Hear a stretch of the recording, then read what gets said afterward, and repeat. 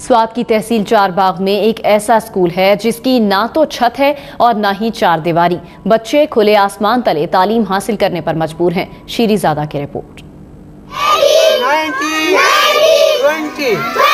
سردی ہو یا گرمی، موسمی اثرات کی پرواہ کیے بغیر پرائمری اسکول کے یہ بچے کھلے آسمان تلے علم حاصل کرنے پر مجبور ہے۔ 5 کلاسوں پر مشتمل اس اسکول میں 132 بچے زیر تعلیم ہے۔ اسکول میں 76 لڑکے 56 لڑکیاں ہیں اور اس کو پڑھانے والے اساتذہ بھی صرف 2 ہیں۔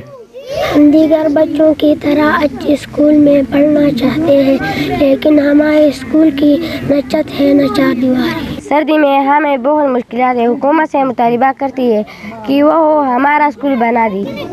1 نہیں 2 نہیں، پوری 39 سال بیت گئے لیکن چنگئی پرائمری اسکول کی تقدیر نہیں بدلی۔ اس گاؤں کے بچے 4 دہائیوں سے کھلے آسمان تلے تعلیم حاصل کرنے پر مجبور ہے۔ مقامی شہری شریف خان نے اسکول بنانے کے لیے محکمہ تعلیم کو مفت زمین فراہم کر دی ہے۔ بچے جو ہے نا وہ مسجد کے اوپر چھت پر یا ادھر ادھر راستوں پہ سبق پڑھتا ہے۔ وہ گرمی پہ اور سردی پہ وہ بچے ایسا راستوں پہ بیٹھا ہے، تو میں نے اس لیے یہ زمین دیا ہے کہ ہمارا بچے بھی آگے جاتا ہے اور ہمارا جو نوکر ہے وہ بھی ہم کو ملتا ہے۔ اسکول کی چھٹی ہوتی ہی بچے سامان اٹھا کر مسجد میں رکھنے چلے جاتے ہیں اور جس دن بارش ہو جائے تو اسکول کی چھٹی ہو جاتی ہے۔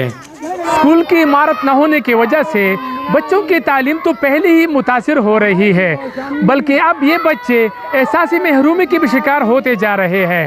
شیرین زادہ، ہم نیوز، چنگئی گلی باغ، سوات۔ جنوبی پنجاب اور بہاولپور میں گردوں کی بیماری میں خطرناک حد تک اضافہ ہو گیا ہے۔